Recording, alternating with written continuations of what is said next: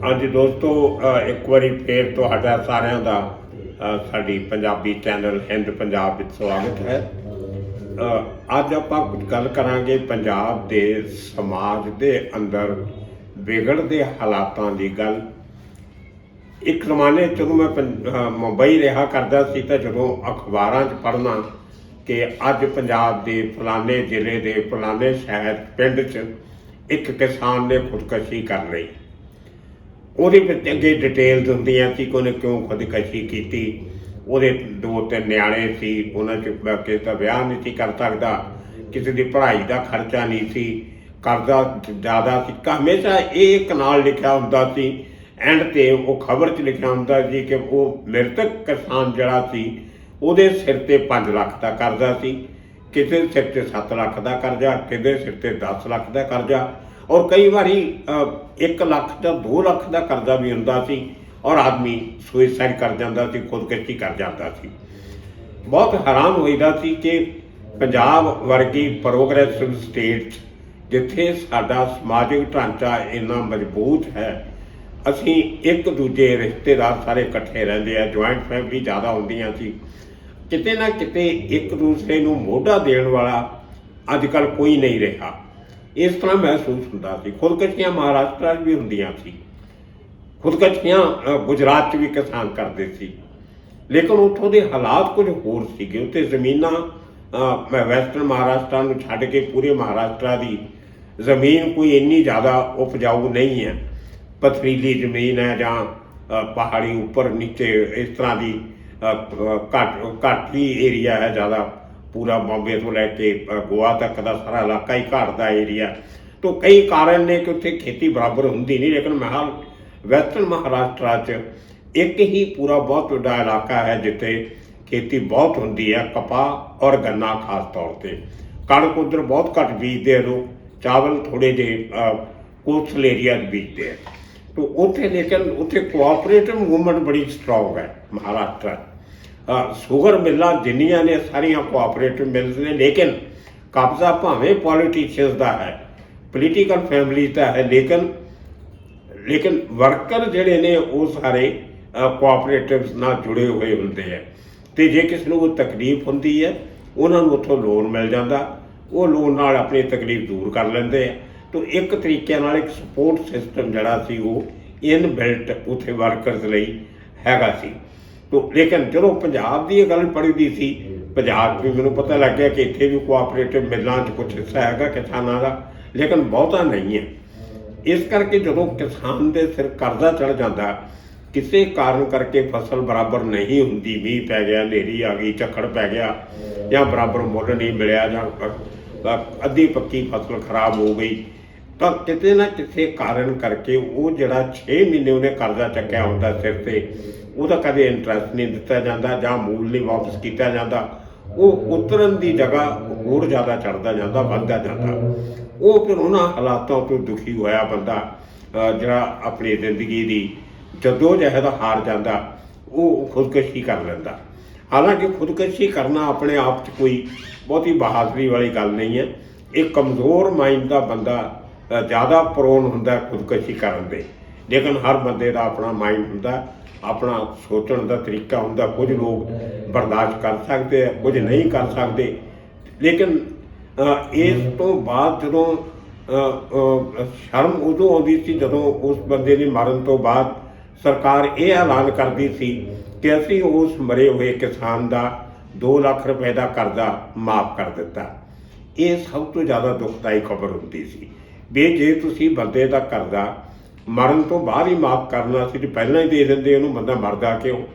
ਤੋ ਕਿਤੇ ਨਾ ਕਿਤੇ ਸਾਡੀਆਂ ਜਿਹੜੀਆਂ ਇਕੋਨੋਮਿਕ ਪਾਲਿਸੀਜ਼ ਨੇ ਪੰਜਾਬ ਦੀਆਂ, ਕੋਈ ਲੌਂਗ ਟਰਮ ਪਲੈਨਿੰਗ ਉਹ ਕਿਤੇ ਨਜ਼ਰ ਨਹੀਂ ਆਉਂਦੀ। ਦੂਸਰਾ ਜਿਹੜਾ ਤਾਣਾ ਬਾਣਾ ਸਾਡਾ ਸਮਾਜਿਕ ਤਾਣਾ ਬਾਣਾ ਸੀ, ਇੱਕ ਜ਼ਮਾਨਾ ਜਦੋਂ ਪਿੰਡ 'ਚ ਮਹਿਮਾਨ ਆਉਂਦਾ ਸੀ ਅਤੇ ਅੱਧੇ ਪਿੰਡ ਨੂੰ ਪਤਾ ਲੱਗ ਜਾਂਦਾ ਸੀ ਕਿ ਫਲਾਣੇ ਦਾ ਜਵਾਈ ਆਇਆ ਅਤੇ ਫਲਾਣੇ ਦਾ ਮੁੰਡਾ ਆਇਆ, ਉਹਨਾਂ ਦੀ ਧੀ ਵਾਪਸ ਆਈ ਆ ਆਪਣੇ ਘਰ ਪਹਿਲੀ ਵਾਰੀ ਵਿਆਹ ਤੋਂ ਬਾਅਦ ਫੇਰੀ ਪਾਉਣ।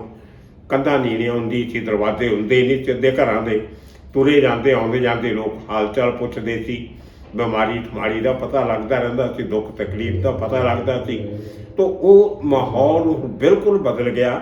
ਹੁਣ ਸ਼ਹਿਰਾਂ ਦੇ ਲੋਕ ਤਾਂ ਆਂਢ ਗੁਆਂਢ 'ਚ ਗੱਲਾਂ ਕਰ ਲੈਂਦੇ ਆ, ਲੇਕਿਨ ਪਿੰਡਾਂ 'ਚ ਆਪਣੇ ਇੱਕ ਘਰ ਤੋਂ ਦੂਜੇ ਘਰ 'ਚ ਗੱਲ ਕਰਨੀ ਬਹੁਤ ਔਖੀ ਹੋ ਗਈ। ਕੋਈ ਕੰਧਾਂ ਜਿਹੜੀਆਂ ਮੈਂ ਕੱਲ ਪਰਸੋਂ ਦੇ ਇੱਕ ਐਪੀਸੋਡ ਤੁਹਾਨੂੰ ਦੱਸਿਆ ਸੀ ਕਿ ਇੰਨੀਆਂ ਉੱਚੀਆਂ ਹੋ ਗਈਆਂ, ਆਉਂਦੇ ਜਾਂਦੇ ਬੰਦੇ ਦੀ ਬਿੜਕ ਵੀ ਨਹੀਂ ਲੱਗਦੀ। ਤੋ ਇਹ ਇੱਕ ਜਿਹੜਾ ਢਾਂਚਾ ਬਹੁਤ ਕਾਰਨਾਂ ਕਰਕੇ ਬਦਲਿਆ, ਪਹਿਲਾਂ ਟੈਰੋਰਿਜ਼ਮ ਕਰਕੇ, ਬਾਅਦ 'ਚ ਡਰੱਗ ਸਕੀਨ ਕਰਕੇ, ਔਰ ਉਸ ਤੋਂ ਬਾਅਦ ਤੀਸਰਾ ਸਭ ਤੋਂ ਵੱਡਾ ਕਾਰਨ ਜਿਹੜਾ ਤਕਰੀਬਨ ਹਰ ਘਰ 'ਚੋਂ ਕੁਝ ਜੀ ਬਾਹਰ ਚਲੇ ਗਏ, ਤਕਰੀਬਨ ਬਾਹਰ ਦੂਜੇ ਘਰ 'ਚ ਚਲੇ ਗਏ ਹੋਣੇ, ਜਾਂ ਜੇ ਬਾਹਰ ਨਹੀਂ ਵੀ ਗਏ ਤਾਂ ਕੋਈ ਪਿੰਡ ਛੱਡ ਕੇ ਸ਼ਹਿਰ ਰਹਿਣ ਲੱਗ ਗਿਆ। ਕਿਸੇ ਦੀ ਨੌਕਰੀ ਪਟਿਆਲੇ ਲੱਗ ਗਈ, ਕਿਸੇ ਲੁਧਿਆਣੇ ਲੱਗ ਗਈ, ਕਿਸੇ ਸ਼ਹਿਰ। ਇਸ ਤਰ੍ਹਾਂ ਹੌਲੀ ਹੌਲੀ ਕਰਕੇ ਪਿੰਡਾਂ 'ਚ ਜੀਆਂ ਦੀ ਜਿਹੜੀ ਨਫ਼ਰੀ ਹੈ ਉਹ ਘਟਦੀ ਜਾਂਦੀ ਹੈ। ਹੁਣ ਪਿੰਡਾਂ 'ਚ ਲੋਕ ਸ਼ਾਇਦ ਛੁੱਟੀਆਂ ਕੱਟਣ ਲਈ ਜਾਂਦੇ, ਜਾਂ ਕਿਸੇ ਮਰਗ ਦੇ ਮੌਕੇ 'ਤੇ, ਜਾਂ ਖੁਸ਼ੀ ਦੇ ਮੌਕੇ 'ਤੇ, ਵਿਆਹ ਸ਼ਾਦੀ ਦੇ ਮੌਕੇ 'ਤੇ ਇਕੱਠੇ ਹੁੰਦੇ ਹੋਣਗੇ, ਜਾਂ ਕਿਤੇ ਜੋੜ ਮੇਲੇ 'ਤੇ, ਜਾਂ ਕਿਸੇ ਹੋਰ ਇਹੋ ਜਿਹੇ ਮੌਕੇ 'ਤੇ। ਲੇਕਿਨ ਜਿਹੜਾ ਇੱਕ ਡੇਲੀ ਬੇਸਿਸ 'ਤੇ ਆਪਸ 'ਚ ਭਾਈਚਾਰਾ ਹੁੰਦਾ ਸੀ, ਮਿਲਣਾ ਜੁਲਣਾ ਹੁੰਦਾ ਸੀ, ਖਬਰਸਾਰ ਹੁੰਦੀ ਸੀ, ਇਕੱਠੇ ਬਹਿ ਕੇ ਟਾਈਮ ਪਾਸ ਕਰਨਾ, ਤਾਸ਼ ਖੇਡਣੀ, ਬਾਤਾਂ ਪਾਉਣੀਆਂ, ਜਾਂ ਹੋਰ ਦੁੱਖ ਸੁੱਖ ਫਰੋਲਣੇ, ਉਹ ਕਿਤੇ ਨਾ ਕਿਤੇ ਬਹੁਤ ਜ਼ਿਆਦਾ ਘਟ ਗਿਆ। ਹੁਣ ਤਾਂ ਖਿੜਕੀਆਂ ਵੀ ਗਲੀਆਂ 'ਚ ਹੈ ਨਹੀਂ ਗੀਆਂ, ਜਿਹੜਾ ਬੰਦਾ ਖਿੜਕੀ ਤੁਰਿਆ ਜਾਂਦਾ ਹੀ ਆਵਾਜ਼ ਦੇ ਕੇ ਹਾਲ ਚਾਲ ਪੁੱਛ ਲੇ। ਤਾਂ ਕਾਫੀ ਕੁਝ ਸਮਾਜਿਕ ਢਾਂਚਾ ਜਿਹੜਾ ਬਦਲਿਆ। ਉਹਦਾ ਕਾਰਨ ਸਭ ਤੋਂ ਵੱਡਾ ਇਹ ਹੁੰਦਾ ਕਿ ਤੁਸੀਂ ਆਪਣਾ ਦੁੱਖ ਸੁੱਖ ਕਿਹਦੇ ਨਾਲ ਫੋਲੋ। ਉਹ ਜਦੋਂ ਫਿਰ ਉਹ ਇਕੱਲੇ ਰਹਿੰਦੇ ਆ, ਅੰਦਰੋਂ ਅੰਦਰੀ ਘੁਲੀ ਜਾਣਾ, ਜਦੋਂ ਜਹਿਤ ਰਹਿਣਾ, ਜਦੋਂ ਉਹ ਪੂਰਾ ਇੱਕ ਹਾਲਾਤ ਤੁਹਾਡੇ ਹੱਥ 'ਚ ਨਹੀਂ ਰਹਿੰਦੇ, ਬਾਹਰ ਨਿਕਲਦੇ ਆ, ਫਿਰ ਖੁਦਕਸ਼ੀਆਂ 'ਤੇ ਆ ਜਾਂਦੀ ਗੱਲ। ਮੈਂ ਪਿਛਲੇ ਦਿਨਾਂ 'ਚ 4-5 ਦਿਨਾਂ 'ਚ ਇੰਨੀਆਂ ਖੁਦਕਸ਼ੀ ਦੀਆਂ ਖਬਰਾਂ ਆ ਰਹੀਆਂ, ਕੋਈ ਪੰਜਾਬੀ ਦੀ ਚੈਨਲ TV 'ਤੇ ਲਾ ਕੇ ਦੇਖ ਲਓ, ਕੋਈ ਅਖਬਾਰ ਪੜ੍ਹ ਲਓ। 3-4 ਦਿਨ ਪਹਿਲਾਂ ਇੱਕ ਕੋਈ ਛੋਟੇ ਜਿਹੇ ਬੱਚੇ ਨੇ, ਲੜਕੇ ਨੇ ਕੋਈ ਕੈਮੀਕਲ ਪੀ ਲਿਆ ਕੋਈ ਗਲਤੀ ਨਾਲ, ਔਰ ਉਹ ਮਰ ਗਿਆ ਪੀ ਕੇ। ਮਾਂ ਤੋਂ ਉਹਦਾ ਦੁੱਖ ਬਰਦਾਸ਼ਤ ਨਹੀਂ ਹੋਇਆ, ਮਾਂ ਨੇ ਵੀ ਉਹੀ ਕੈਮੀਕਲ ਪੀ ਕੇ ਆਪਣੀ ਜਾਨ ਦੇ ਦਿੱਤੀ। ਮਤਲਬ ਕਿੰਨਾ ਕੁ ਅੰਦਰ ਗੁਬਾਰ ਹੋਊਗਾ, ਨਾ ਬਰਦਾਸ਼ਤ ਕਰਨ ਦੀ ਹੱਦ ਕਿੱਥੇ ਕੁ ਤੱਕ ਹੋਣੀ ਹੈ। ਮਾਂ ਵੀ ਆਪਣੀ ਜਾਨ ਦੇ ਦਿੱਤੀ ਬੇਟੇ ਦੇ ਨਾਲ, 2 ਜੀ ਘਰ ਤੋਂ ਚਲੇ ਗਏ। ਇੱਕ ਪੁਲਿਸ ਦੇ ਸਬ ਇੰਸਪੈਕਟਰ ਨੇ ਪਹਿਲਾਂ ਆਪਣੇ ਮੁੰਡੇ ਨੂੰ ਗੋਲੀ ਮਾਰੀ, ਬਾਅਦ 'ਚ ਆਪਣੇ ਆਪ ਨੂੰ ਗੋਲੀ ਮਾਰ ਲਈ। ਮਤਲਬ ਕੀ ਮਜਬੂਰੀਆਂ ਹੋ ਸਕਦੀਆਂ ਉਹਨਾਂ ਦੀਆਂ, ਕਿ ਉਹ ਕਿਤੇ ਨਾ ਕਿਤੇ ਜਿਹੜਾ ਦੇਖੋ ਇਹ ਕੋਈ ਐਟ ਦਾ ਮੂਵਮੈਂਟ ਲਿਆ ਹੋਇਆ ਐਕਸ਼ਨ ਨਹੀਂ ਹੁੰਦਾ। ਇਹ ਕਾਫੀ ਸਮੇਂ ਤੋਂ ਭਰਿਆ ਹੋਇਆ ਗੁਬਾਰ ਅੰਦਰ ਜਿਹੜਾ ਇਕੱਠਾ ਹੋਇਆ ਹੁੰਦਾ, ਉਹ ਫੁੱਟ ਕੇ ਬਾਹਰ ਨਿਕਲਦਾ। ਲੋਕ ਇੱਕ ਪੰਜਾਬੀ ਦੀ ਕਹਾਵਤ ਹੈ, ਡਿੱਗਿਆ ਖੋਤੇ ਤੋਂ ਗੁੱਸਾ ਘੁਮਿਆਰ 'ਤੇ। ਅਤੇ ਗੱਲਾਂ ਕੁਛ ਹੋਰ ਹੁੰਦੀਆਂ, ਲੇਕਿਨ ਉਹਦਾ ਜਿਹੜੀ ਸਜ਼ਾ ਕਿਸੇ ਹੋਰ ਤਰੀਕੇ ਨਾਲ ਮਿਲਦੀ ਹੈ। ਸਾਡੇ ਇੱਥੇ ਜਿਹੜਾ ਸਰਕਾਰੀ ਦਫ਼ਤਰਾਂ 'ਚ ਔਰ ਪ੍ਰਾਈਵੇਟ ਜਿੱਥੇ ਜਿਹੜੇ ਸਾਧਨ ਨੇ ਰੁਜ਼ਗਾਰ ਦੇ, ਉੱਥੇ ਵਰਕ ਕਲਚਰ ਦੀ ਬਹੁਤ ਕਮੀ ਹੈ। ਇੱਥੇ ਲੋਕਾਂ ਨੂੰ ਇੰਨਾ ਐਕਸਪਲੋਇਟ ਕੀਤਾ ਜਾਂਦਾ, ਘੱਟ ਪੈਸੇ ਦੇ ਕੇ ਜ਼ਿਆਦਾ ਘੰਟੇ ਕੰਮ ਕਰਾਇਆ ਜਾਂਦਾ, ਜਿੰਨੀਆਂ ਛੁੱਟੀਆਂ ਬਣਨੀਆਂ ਚਾਹੀਦੀਆਂ ਉਹ ਨਹੀਂ ਦਿੱਤੀਆਂ ਜਾਂਦੀਆਂ। ਤੁਹਾਡੀ ਕਿਸੇ ਕਿਸਮ ਦੀ ਕੋਈ, ਤੁਸੀਂ ਕਿਤੇ ਮੀਂਹ ਕਰਕੇ ਲੇਟ ਹੋ ਗਏ, ਜਾਂ ਟ੍ਰੈਫਿਕ ਕਰਕੇ ਕਿਤੇ ਆਦਮੀ ਲੇਟ ਹੋ ਜਾਂਦਾ, ਜਾਂ ਘਰ ਦੀ ਕਿਸੇ ਸਮੱਸਿਆ ਕਰਕੇ, ਤਾਂ ਉਹ ਤੁਹਾਡੀ 15 ਮਿੰਟ ਲੇਟ ਹੋ ਗਏ ਅਤੇ 1 ਘੰਟੇ 2 ਘੰਟੇ ਦੀ ਤਨਖਾਹ ਕੱਟ ਲੈਣੀ। ਮਤਲਬ ਕਾਨੂੰਨ ਇਹੋ ਜਿਹੇ ਬਣਾ ਕੇ ਰੱਖੇ ਆ ਜਿਹੜੇ ਐਕਸਪਲੋਇਟੇਟਿਵ ਹੈ। ਤੁਹਾਨੂੰ ਐਕਸਪਲੋਇਟ ਕੀਤਾ ਜਾਂਦਾ ਹਰ ਜਗ੍ਹਾ 'ਤੇ। ਉੱਥੇ ਤੁਹਾਨੂੰ ਫਿਰ ਬਾਹਰ ਜਾਣ ਦੀ ਇਜਾਜ਼ਤ ਨਹੀਂ, ਤੁਸੀਂ ਆਪਣਾ ਕੋਈ ਮਿਲਣ ਆ ਗਿਆ ਉਹਨੂੰ ਜਾ ਕੇ ਮਿਲ ਨਹੀਂ ਸਕਦੇ। ਘੱਟ ਤਨਖਾਹਾਂ 'ਚ ਜ਼ਿਆਦਾ ਕੰਮ ਲੈਣਾ, ਇਹ ਇੱਕ ਤਰੀਕੇ ਨਾਲ ਜਿਹਨੂੰ ਅਸੀਂ ਕਹਿੰਦੇ ਹਾਂ ਬੰਧਕ ਮਜ਼ਦੂਰੀ ਜਿਹਨੂੰ ਕਹਿੰਦੇ ਆ, ਬੰਧੂਆ ਮਜ਼ਦੂਰੀ, ਇਸ ਕਿਸਮ ਦਾ ਕਲਚਰ ਪੂਰੇ ਪੰਜਾਬ 'ਚ ਮੈਂ ਦੇਖਿਆ। ਆਪ ਲੋਕ ਜਿਹੜੇ ਨੇ ਮਾਲਕ ਨੇ, ਉਹ ਤਾਂ ਪੂਰੇ ਹਰ ਐਸ਼ੋ ਆਰਾਮ ਲੋਕ ਰਹਿੰਦੇ ਆ, ਲੇਕਿਨ ਆਪਣੇ ਵਰਕਰਾਂ ਨੂੰ ਉਹ ਫੈਸਿਲਿਟੀ ਦੇਣੀ ਪਸੰਦ ਨਹੀਂ ਕਰਦੇ। ਹਾਂ, ਜਿੱਥੇ ਉਹਨਾਂ ਦੀ ਮਜਬੂਰੀ ਹੈ ਉੱਥੇ ਆਪਣੇ ਨਾਲੋਂ ਚੰਗੀ ਖੁਰਾਕ ਵੀ ਖਵਾਉਣਗੇ, ਉਹਨਾਂ ਨੂੰ ਚੰਗੇ ਕੱਪੜੇ ਵੀ ਲੈ ਕੇ ਦੇਣਗੇ। ਜਿਵੇਂ ਹਾੜੀ ਸੌਣੀ ਵੇਲੇ ਜਦੋਂ ਫਸਲਾਂ ਕੱਟਣੀਆਂ ਹੁੰਦੀਆਂ, ਲੇਬਰ ਜਿਹੜੀ ਉੜੀਸਾ ਤੋਂ, ਆਂਧਰਾ ਤੋਂ, ਬਿਹਾਰ ਤੋਂ, ਬੰਗਾਲ ਤੋਂ ਆਉਂਦੀ ਹੈ, ਉਹਨੂੰ ਲੈਣ ਤਾਂ ਮਰਸਡੀਜ਼ ਕਾਰਾਂ 'ਤੇ ਸਟੇਸ਼ਨ ਤੱਕ ਪਹੁੰਚ ਜਾਂਦੇ। ਉਹਨਾਂ ਲਈ ਮਿਨੀ ਬੱਸਾਂ ਵੀ ਹਾਇਰ ਕਰਦੇ ਆ, ਜੀਪਾਂ ਟੈਂਪੂ ਵੀ ਹਾਇਰ ਕਰਦੇ ਆ ਕਿ ਕਿਤੇ ਹੋਰ ਨਾ ਚਲੇ ਜਾਣ, ਕੋਈ ਦੂਜਾ ਕਿਸਾਨ ਨਾ ਲੈ ਜਾਵੇ ਇਹਨਾਂ ਨੂੰ, ਦੂਜਾ ਜੱਟ ਨਾ ਖਿੱਚ ਕੇ ਲੈ ਜਾਵੇ। ਉਦੋਂ ਤਾਂ ਉਹਨਾਂ ਦੀ ਸੇਵਾ ਕਰਨਗੇ। ਜਦੋਂ ਕੰਮ ਖਤਮ ਹੋ ਜਾਂਦਾ ਉਹੀ ਭਈਏ ਵਿਚਾਰੇ ਵਾਪਸ ਜਿਹੜੇ ਵਰਕਰ ਕਿਤੋਂ ਦੇ ਵੀ ਆਏ ਹੁੰਦੇ ਆ ਉਹ ਫਿਰ ਪੈਦਲ ਤੁਰੇ ਜਾਂਦੇ ਹੁੰਦੇ ਸਟੇਸ਼ਨਾਂ ਨੂੰ ਵਾਪਸ ਜਾਣ ਵੇਲੇ। ਉਦੋਂ ਇਹ ਨਹੀਂ ਸੋਚਦੇ ਕਿ ਉਹਨੂੰ ਛੱਡ ਕੇ ਵੀ ਆ ਜਾਈਏ। ਇਹ ਇੱਕ ਕਲਚਰ ਦਾ ਬਹੁਤ ਘਾਟਾ ਹੈ। ਤੁਸੀਂ ਦੇਖੋ ਕਿਸੇ ਸਰਕਾਰੀ ਦਫ਼ਤਰ 'ਚ ਅਗਰ ਕਲਰਕ ਲੇਟ ਆ ਜਾਵੇ ਉਹਦੇ 'ਤੇ ਐਕਸ਼ਨ ਹੋਊਗਾ, ਅਸਿਸਟੈਂਟ ਲੇਟ ਆ ਜਾਵੇ ਉੱਤੇ ਐਕਸ਼ਨ ਹੋਊਗਾ। ਲੇਕਿਨ ਤੁਹਾਡਾ assistant secretary, under secretary, deputy secretary, joint secretary ਉਹਨੇ ਕਦੇ ਆ ਕੇ ਮਾਸਟਰ ਸਾਈਨ ਕਰਦੇ ਦੇਖਿਆ ਤੁਸੀਂ? ਉਹ ਜਦੋਂ ਮਰਜ਼ੀ ਆਵੇ ਉਹਦੇ ਲਈ ਚੱਲਦਾ। ਲੇਕਿਨ ਜਿਹੜੇ ਮਤਹਿਤ ਨੇ ਉਹ ਲੇਟ ਨਹੀਂ ਹੋਣੇ ਚਾਹੀਦੇ। ਕਾਨੂੰਨ ਜਿਹੜੇ ਸਾਰੇ ਨੇ ਉਹ ਗਰੀਬ ਲਈ ਬਣੇ ਹੋਏ ਆ, ਇਕਨੋਮਿਕਲੀ ਵੀਕਰ ਸੈਕਸ਼ਨ ਲਈ ਬਣੇ ਹੋਏ ਆ। ਉਹਨਾਂ 'ਤੇ ਤਾਂ ਲਾਗੂ ਕਰਦੇ ਆ, ਆਪਣੇ ਆਪ 'ਤੇ ਨਹੀਂ ਕਰਦੇ। ਔਰ ਕੋਈ ਵੀ ਮੈਂ ਦੇਖਦਾ ਚੰਡੀਗੜ੍ਹ ਕੰਸਟਰਕਸ਼ਨ ਸਾਈਟ 'ਤੇ ਕੋਠੀਆਂ ਬਣਦੀਆਂ, ਲੋਕ ਆਪਣੇ ਘਰ ਬਣਾਉਂਦੇ ਛੋਟੇ ਛੋਟੇ ਜਾਂ ਵੱਡੇ ਵੱਡੇ ਟਾਵਰ ਵੀ ਬਣ ਰਹੇ ਆ, ਕਿਤੇ ਵੀ ਲੇਟੈਸਟ ਮਸ਼ੀਨਰੀ ਦਾ ਇੰਤਜ਼ਾਮ ਨਹੀਂ ਹੋ ਰਿਹਾ। ਮਤਲਬ ਇੰਨੀ ਐਕਸਪਲੋਇਟੇਸ਼ਨ ਵਰਕਰ ਦੀ। ਮੇਰੇ ਘਰ ਦੇ ਨਜ਼ਦੀਕ ਕੇ ਕੋਈ ਬੰਦੇ ਵਿਚਾਰਾ ਭਾਈ ਆਪਣਾ ਘਰ ਬਣਾ ਰਿਹਾ ਛੋਟਾ ਜਿਹਾ, ਉਹਦੇ 7-8 ਵਰਕਰ ਨੇ, ਜਿਸ 'ਚ 4-5 ਆਦਮੀ ਤੇ 2 ਜਨਾਨੀਆਂ। ਉਹ ਇੱਕ ਟਰੈਕਟਰ ਦੇ ਪਿੱਛੇ ਟਰਾਲੀ ਬੰਨੀ ਹੋਈ ਲਾਈ ਹੋਈ ਆ। ਉਹ ਟਰੈਕਟਰ ਟਰਾਲੀ ਆਉਂਦੀ ਆ, ਉਹ ਸਾਰਿਆਂ ਨੂੰ ਬਿਠਾ ਕੇ ਲੈ ਜਾਂਦਾ। ਉਹੀ 6-7 ਬੰਦੇ ਇੱਟਾਂ ਵਾਲੇ ਭੱਠੇ ਤੋਂ ਉਹ ਟਰਾਲੀ ਦੇ ਪਿੱਛੇ ਉਹ ਇੱਟਾਂ ਲੋਡ ਕਰਦੇ ਆ। ਉਹਨਾਂ ਇੱਟਾਂ ਦੇ ਉੱਪਰ ਬਹਿ ਕੇ ਆਉਂਦੇ ਆ। ਇੱਥੇ ਆ ਕੇ ਸਾਈਡ 'ਤੇ ਉਹੀ ਬੰਦੇ ਇੱਟਾਂ ਟਰਾਲੀ ਚੋਂ ਲਾ ਕੇ ਥੱਲੇ ਚਿਣਦੇ ਆ। ਬੜੇ ਤਰੀਕੇ ਨਾਲ ਉਹ ਤੈਅ ਲਾ ਕੇ ਰੱਖਦੇ ਆ ਉਹਨਾਂ ਦੀ। ਉਸ ਤੋਂ ਬਾਅਦ ਉਹ ਟਰਾਲੀ ਚਲੀ ਜਾਂਦੀ ਹੈ। ਉਸ ਤੋਂ ਬਾਅਦ ਫਿਰ ਉਹੀ ਇੱਟਾਂ ਉਹੀ ਬੰਦੇ ਚੱਕ ਕੇ ਰੋਡ ਕ੍ਰਾਸ ਕਰਕੇ ਦੂਸਰੇ ਪਾਸੇ ਜਿੱਥੇ ਕੋਠੀ ਬਣ ਰਹੀ ਹੈ ਉੱਥੇ ਜਾ ਕੇ ਲੈ ਕੇ ਜਾਂਦੇ ਆ। ਇੱਕ ਇੱਕ ਆਦਮੀ ਆਪਣੀ ਪਿੱਠ 'ਤੇ 10-10, 12-12 ਇੱਟਾਂ ਉਹ ਰੱਸੀ ਨਾਲ ਬੰਨ੍ਹ ਕੇ ਬੈਲੈਂਸ ਕਰਕੇ ਉਹ ਲੈ ਕੇ ਜਾ ਰਿਹਾ ਹੁੰਦਾ। ਉਸ ਤੋਂ ਬਾਅਦ ਸਰੇਤਾ ਪਿਆ, ਬਜਰੀ ਪਈ ਹੈ, ਸੀਮੈਂਟ ਹੈ। ਉਹ ਅਜੇ ਵੀ ਕਹੀ ਔਰ ਤਸਲੇ ਇੱਕ ਬੰਦਾ ਭਰੀ ਜਾਂਦਾ, ਦੂਜਾ ਸਿਰ 'ਤੇ ਰੱਖ ਕੇ ਰੋਡ ਕ੍ਰਾਸ ਕਰਕੇ ਲੈ ਕੇ ਜਾ ਰਿਹਾ। ਉਹ ਯਾਰ ਉਨਕੀਆਂ ਨਹੀਂ ਟਰਾਲੀਆਂ ਜਿਹੀਆਂ ਮਿਲਦੀਆਂ ਛੋਟੀਆਂ ਛੋਟੀਆਂ ਰੋੜਨ ਵਾਲੀਆਂ, ਉਹ 'ਚ ਭਰੋ 50 ਇੱਟਾਂ ਰੋੜ ਕੇ ਲੈ ਜਾਓ। ਬੰਦੇ ਦੇ ਸਿਰ 'ਤੇ ਜ਼ਰੂਰ ਕਰਨ ਵਾਲੇ ਟਾਈਮ ਬਚਦਾ। ਉਹ ਟਰਾਲੀ 'ਚ ਤੁਸੀਂ ਛੋਟੇ ਛੋਟੇ ਰੇਹੜੀਆਂ ਨਹੀਂ ਹੁੰਦੀਆਂ ਪ੍ਰੈਮ ਕਰਕੇ ਜਿਵੇਂ ਏਅਰਪੋਰਟ 'ਤੇ ਹੁੰਦੀਆਂ, ਉਸ ਤਰ੍ਹਾਂ ਦੀਆਂ ਤੁਸੀਂ ਲੇਟੈਸਟ ਨਹੀਂ ਲਾ ਸਕਦੇ। ਕੋਈ ਠੇਕੇਦਾਰ ਆਪਣੇ ਵਰਕਰਾਂ ਦਾ ਖਿਆਲ ਨਹੀਂ ਰੱਖਦਾ। ਮੀਂਹ ਹੋਵੇ, ਕਣੀ ਹੋਵੇ, ਵਿਚਾਰੇ ਉਹ ਨੰਗੇ ਪੈਰੀਂ ਉਹ ਵਰਕਰ ਜਿਹੜੇ ਨੇ ਪਤਾ ਨਹੀਂ ਕਿੱਥੋਂ ਆਏ ਆ, ਕਿਤੇ ਨੇ ਪੈਰਾਂ ਜੁੱਤੀ ਨਹੀਂ ਹੈ, ਕੱਪੜੇ ਵਿਚਾਰੇ ਦੇ ਗੰਦੇ ਉਹਨਾਂ ਦੇ, ਮੁੜ ਕੇ ਨਾ ਪਸੀਨੇ ਨਾਲ ਭਰੇ ਹੋਏ। ਔਰ ਤੁਸੀਂ ਉਹਨਾਂ ਤੋਂ ਗਰਮੀਆਂ 'ਚ ਉਹੀ ਕੰਮ ਕਰਨ ਨੂੰ ਜਿਹੜਾ ਮੈਂ ਅੱਜ ਤੋਂ 50 ਸਾਲ ਪਹਿਲਾਂ ਪੰਜਾਬ 'ਚ ਦੇਖਦੇ ਸੀ ਜਦੋਂ ਘਰ ਬਣਦੇ ਸੀ ਕੰਸਟਰਕਸ਼ਨ ਸਾਈਟ 'ਤੇ।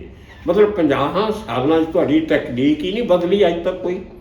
ਕੋਈ ਤੁਸੀਂ ਮਕੈਨੀਕਲ ਇੰਪਰੂਵਮੈਂਟ ਕੀਤੀ ਨਹੀਂ ਕਿ ਆਦਮੀ ਦਾ ਹਿਊਮਨ ਸਫਰਿੰਗ ਘੱਟ ਹੋਵੇ ਤੇ ਕੰਮ ਤੁਹਾਡਾ ਬਰਾਬਰ ਹੋਵੇ। ਨਹੀਂ, ਮਤਲਬ ਉਹੀ ਢੇਰ ਜਿਹੜਾ ਇੱਟਾਂ ਦਾ ਰੋਡ 'ਤੇ ਇੱਧਰਲੇ ਪਾਸੇ ਲਾਇਆ, ਉਹੀ ਤੁਸੀਂ ਤਿਣ ਕੇ ਰੋਡ ਦੇ ਦੂਜੇ ਪਾਸੇ ਲੈਂਦੇ, ਖਾਲੀ ਜਗ੍ਹਾ ਉੱਧਰ ਵੀ ਪਈ ਹੈ। ਮਤਲਬ ਕੋਈ ਪਲੈਨਿੰਗ ਨਹੀਂ, ਕੋਈ ਤਰੀਕਾ ਨਹੀਂ। ਉਹੀ ਅਜੇ ਤੱਕ ਉਹ ਲੱਕੜਾਂ ਲਾ ਕੇ ਉੱਤੇ ਬੰਦਾ ਖੜਾ ਹੋਇਆ ਕੰਮ ਕਰ ਰਿਹਾ। ਮਤਲਬ ਕੋਈ ਇੰਪਰੂਵਮੈਂਟ ਕਰਨ ਦੀ ਕੋਈ ਕੋਸ਼ਿਸ਼ ਨਹੀਂ ਕਰਦਾ, ਨਾ ਕੋਈ ਆਮ ਆਦਮੀ ਬਾਰੇ ਸੋਚਦਾ। ਤੋ ਇਹ ਕੁਝ ਜਿਹੜੀਆਂ ਬੁਨਿਆਦੀ ਚੀਜ਼ਾਂ ਨੇ, ਇਹ ਸਾਡੀ ਸਰਕਾਰ ਨੂੰ, ਸਾਡੇ ਸਨਅਤਕਾਰਾਂ ਨੂੰ, ਸਾਡੇ ਬਿਲਡਰਾਂ ਨੂੰ ਇਹ ਹਿਊਮਨ ਪ੍ਰੈਸ਼ਰ ਤੋਂ ਆਦਮੀ ਨੂੰ ਕੱਢਣਾ ਚਾਹੀਦਾ। ਜਿਹੜੀਆਂ ਸਹੂਲਤਾਂ ਮੁਹੱਈਆ ਹੋ ਸਕਦੀਆਂ ਆਮ ਜਨਤਾ ਨੂੰ ਉਹ ਕਰਵਾਉਣੀਆਂ ਚਾਹੀਦੀਆਂ। ਪੈਸੇ ਤਾਂ ਹੁੰਦੇ ਲੈਣੇ ਆ ਉਹਨਾਂ ਨੇ। ਤੁਹਾਡੀ ਇਨਵੈਸਟਮੈਂਟ ਇੱਕ ਵਾਰੀ ਹੋਣੀ ਹੈ। ਉਹ ਟਰੈਲੀ ਦੇ ਪਹੀਏ ਤਾਂ ਕੱਸਦੇ ਨਹੀਂ ਗੇ, ਨਾ ਉਹਦੇ 'ਚ ਕੋਈ ਚੇਨ ਹੁੰਦੀ ਹੈ ਜਿਹੜੀ ਟੁੱਟ ਜਾਣੀ ਆ। ਉਹ ਆਦਮੀ ਨੇ ਧੱਕੇ ਲੈ ਜਾਣੀ ਹੈ, ਆਰਾਮ ਨਾਲ ਲੈ ਜਾਂਦਾ, ਰੋੜ ਕੇ ਲੈ ਜਾਣੀ ਹੈ, ਉਹਨੂੰ ਸਿਰ 'ਤੇ ਚੱਕਣ ਦੀ ਲੋੜ ਨਹੀਂ। ਤੋ ਇਸ ਕਿਸਮ ਦੀ ਮੈਂ ਥੋੜ੍ਹੀ ਐਗਜ਼ਾਮਪਲ ਦੇ ਰਿਹਾ ਜੋ ਮੈਂ ਆਮ ਜ਼ਿੰਦਗੀ 'ਚ ਨੋਟ ਕਰਦਾ, ਜੋ ਮੈਂ ਮਹਿਸੂਸ ਕਰਦਾ, ਦੇਖਦਾ। ਆਬਜ਼ਰਵੇਸ਼ਨ ਜਿਹੜੀ ਆ ਉਹ ਤੁਹਾਨੂੰ ਬਹੁਤ ਕੁਝ ਸਿਖਾਉਂਦੀ ਹੈ। ਅਤੇ ਇਸ ਤਰੀਕੇ ਨਾਲ ਕੁਝ ਅਸਰ ਉਹਦਾ ਜਿਹੜਾ ਪ੍ਰੈਸ਼ਰ ਬਣਦਾ। ਹੁਣ ਉਹ ਬੰਦੇ ਥੱਕੇ ਟੁੱਟੇ ਸ਼ਾਮ ਨੂੰ ਘਰ ਜਾਂਦੇ ਆ, ਉਹਨਾਂ ਨੇ ਆਪਣੀ ਰੋਟੀ ਵੀ ਆਪ ਬਣਾਉਣੀ ਆ, ਉਹਨਾਂ ਨੇ ਆਪਣੀ ਰੋਟੀ ਆਪ ਬਣਾ ਕੇ ਆਪ ਹੀ ਖਾਣੀ, ਔਰ ਸਵੇਰੇ ਉੱਠ ਕੇ ਫਿਰ ਕੰਮ 'ਤੇ ਆਉਣਾ। ਮਤਲਬ ਉਹਨਾਂ ਦੀ ਜ਼ਿੰਦਗੀ 'ਚ ਕੋਈ ਆਰਾਮ ਨਹੀਂ ਹੈ, ਰੈਸਟ ਨਹੀਂ ਹੈ। ਬਲਕਿ ਕਈ ਵਾਰੀ ਬਹੁਤ ਸਵੇਰੇ ਅਰਲੀ ਮਾਰਨਿੰਗ ਆਉਂਦੇ ਆ ਔਰ ਕਾਫੀ ਲੇਟ ਨਾਈਟ ਜਾਂਦੇ ਆ। ਉਹਨਾਂ ਲਈ ਕੋਈ ਡਿਊਟੀ ਆਵਰ ਨਹੀਂ ਹੈ ਕਿ ਤੁਸੀਂ 8 ਵਜੇ ਤੋਂ ਲੈ ਕੇ 6 ਵਜੇ ਤੱਕ ਕੰਮ ਕਰਨਾ ਜਾਂ 10 ਵਜੇ ਤੋਂ ਲੈ ਕੇ 7 ਵਜੇ ਤੱਕ ਕੰਮ ਕਰਨਾ। ਇਹ ਜਿਹੜੀ ਐਕਸਪਲੋਇਟੇਸ਼ਨ ਹੈ ਇਹ ਉਹਨਾਂ ਨੂੰ ਅੰਦਰੋਂ ਫਰਸਟ੍ਰੇਟ ਕਰਦੀ ਆ। ਉਸ ਤੋਂ ਬਾਅਦ ਸਰਕਾਰ 'ਚੋਂ ਜਿਹੜਾ ਫਰਸਟ੍ਰੇਸ਼ਨ ਨਿਕਲਦੀ ਆ ਉਹ ਤੁਹਾਨੂੰ ਕਦੇ ਕਿਸੇ ਨੂੰ ਮਾਰਨ ਨੂੰ ਮਜਬੂਰ ਕਰ ਦਿੰਦੀ ਹੈ, ਕਦੇ ਆਪ ਖੁਦ ਨੂੰ ਆਪਣੇ ਆਪ ਨੂੰ ਮਾਰਨ ਲਈ ਮਜਬੂਰ ਕਰ ਦਿੰਦੀ ਹੈ। ਇਹ ਜਿਹੜਾ ਹੌਲੀ ਹੌਲੀ ਜਿਹੜਾ ਇਹ ਖੁਦਕਸ਼ੀਆਂ ਦਾ ਕਲਚਰ ਬਣਦਾ ਜਾ ਰਿਹਾ, ਇਹ ਤੋਂ ਸਾਨੂੰ ਬਚਣ ਦੀ ਬਹੁਤ ਲੋੜ ਹੈ। ਜਦ ਤੱਕ ਅਸੀਂ ਆਪਣੇ ਬਾਸ਼ਿੰਦਿਆਂ ਦਾ ਖਿਆਲ ਨਹੀਂ ਰੱਖਾਂਗੇ, ਉਹਨਾਂ ਨੂੰ ਬਰਾਬਰ ਵਰਕ ਕੰਡੀਸ਼ਨ ਨਹੀਂ ਦਿਆਂਗੇ, ਉਹਨਾਂ ਨੂੰ ਬਰਾਬਰ ਉਹਨਾਂ ਦੇ ਡਿਊਟੀ ਆਵਰਸ ਨਹੀਂ ਦਿਆਂਗੇ। ਵੀ ਦੇਖੋ ਜਿਹੜੇ ਆਸਾਨ ਕੰਮ ਹੈ ਉਹਨਾਂ 'ਚ ਜ਼ਿਆਦਾ ਡਿਊਟੀ ਕਰਦੇ ਨੇ। ਹੁਣ ਜਿਹੜੇ ਫਲਾਈਟ 'ਤੇ ਜਾਂਦੇ ਹੋ ਤੁਸੀਂ ਇੱਕ ਸ਼ਹਿਰ ਤੋਂ ਦੂਜੀ ਜਗ੍ਹਾ, ਜਿਹੜੇ ਦੇ ਅੰਦਰ ਮੁਲਾਜ਼ਮ ਹੁੰਦੇ ਆ, 에ਅਰ ਹੋਸਟਸ, ਸਟੂਅਰਡ ਜਾਂ ਦੂਸਰੇ ਜਿਹੜੇ ਇੰਕਲੂਡਿੰਗ ਪਾਇਲਟਸ, ਇਹਨਾਂ ਦਾ ਇੱਕ ਫਲਾਈਟ ਡਿਊਟੀ ਟਾਈਮ ਲਿਮਿਟ ਹੁੰਦੀ, ਇਹਨੂੰ FTTL ਕਹਿੰਦੇ ਆ, ਫਲਾਈਟ ਡਿਊਟੀ ਟਾਈਮ ਲਿਮਿਟ। ਉਹਨਾਂ ਨੇ 6 ਘੰਟੇ ਤੋਂ ਜ਼ਿਆਦਾ ਜਾਂ 7 ਘੰਟੇ ਤੋਂ ਜ਼ਿਆਦਾ ਉਹ ਡਿਊਟੀ ਨਹੀਂ ਕਰਦੇ। ਜੇ ਉਹਨਾਂ ਦਾ ਫਲਾਈਟ ਟਾਈਮ ਦੀ ਲਿਮਿਟ ਹੋ ਗਈ, ਉਹਨਾਂ ਨੇ ਜਹਾਜ਼ ਛੱਡ ਕੇ ਤੁਰ ਜਾਣਾ, ਤੁਹਾਡੀ ਸਵਾਰੀ ਜਾਵੇ ਨਾ ਜਾਵੇ। ਇਹਦੇ ਯੂਨੀਅਨ ਸਟਰੋਂਗ ਹੈ, ਹਾਲਾਂਕਿ ਉੱਥੇ ਕੋਈ ਫਿਜ਼ੀਕਲ ਲੇਬਰ ਤਾਂ ਕਰਦੇ ਨਹੀਂ, ਕੋਈ ਥਕਾਵਟ ਨਹੀਂ ਹੁੰਦੀ। 에ਅਰ ਕੰਡੀਸ਼ਨਡ ਐਟਮੋਸਫੀਅਰ 'ਚ ਲੈਣਾ, ਕੰਟਰੋਲ ਟੈਂਪਰੇਚਰ 'ਚ ਲੈਣਾ, ਸਾਫ ਸੁਥਰੇ ਕੱਪੜੇ ਪਾਉਣੇ ਆ, ਕੋਈ ਗੰਦਗੀ ਨਹੀਂ ਹੁੰਦੀ। ਉਹਨਾਂ ਲਈ ਤਾਂ ਫਲਾਈਟ ਡਿਊਟੀ ਟਾਈਮ ਲਿਮਿਟ ਹੈਗੀ। ਉਸ ਤੋਂ ਟਾਈਮ ਅਗਰ ਟਾਈਮ ਜ਼ਿਆਦਾ ਹੁੰਦਾ ਤਾਂ ਉਹ ਅਲਾਉਡ ਹੀ ਨਹੀਂ ਹੈ, ਕਿਉਂਕਿ ਇੰਟਰਨੈਸ਼ਨਲੀ ਅਗਰ ਤੁਹਾਨੂੰ ਫਟੀਗ ਹੋ ਗਈ, ਤੁਸੀਂ ਜਹਾਜ਼ ਬਰਾਬਰ ਨਹੀਂ ਚਲਾਇਆ, ਜਹਾਜ਼ ਕਰੈਸ਼ ਕਰ ਗਿਆ, ਤਾਂ ਸਾਰੇ ਲੋਕ ਮਰਨਗੇ। ਕੀ ਇਹੋ ਜਿਹੀ ਟਾਈਮ ਲਿਮਿਟ ਬਾਕੀ ਵਰਕਰਾਂ ਲਈ ਨਹੀਂ ਹੋ ਸਕਦੀ? ਸੋ ਇਹੋ ਜਿਹੇ ਭਰਾਵੋ ਦੋਸਤੋ ਕੁਝ ਇਸ਼ੂ ਨੇ ਸਮਾਜ ਦੇ, ਜਿੱਥੇ ਆਪਾਂ ਸਾਰਿਆਂ ਨੂੰ ਸੋਚ ਕੇ ਔਰ ਸਰਕਾਰਾਂ ਦੇ ਪ੍ਰੈਸ਼ਰ ਬਣਾਉਣਾ ਪਊਗਾ, ਸਾਡੇ ਸੋਸ਼ਲ ਗਰੁੱਪ ਐਕਟਿਵ ਕਰਨੇ ਪੈਣਗੇ, ਤਾਂ ਕਿ ਅਸੀਂ ਆਮ ਆਦਮੀ ਦੀ ਜ਼ਿੰਦਗੀ ਵਿੱਚ ਕੁਆਲੀਟੇਟਿਵ ਸੁਧਾਰ ਲਿਆਉਣ ਦੀ ਕੋਸ਼ਿਸ਼ ਕਰ ਸਕੀਏ, ਉਪਰਾਲਾ ਕਰ ਸਕੀਏ। ਆਉਣ ਵਾਲੇ ਦਿਨਾਂ 'ਚ ਹੋਰ ਵਿਸ਼ੇ ਲੈ ਕੇ ਫਿਰ ਹਾਜ਼ਰ ਹੋਵਾਂਗੇ। ਤਦ ਤੱਕ ਤੁਹਾਡਾ ਸਾਰਿਆਂ ਦਾ ਸ਼ੁਕਰੀਆ, ਧੰਨਵਾਦ।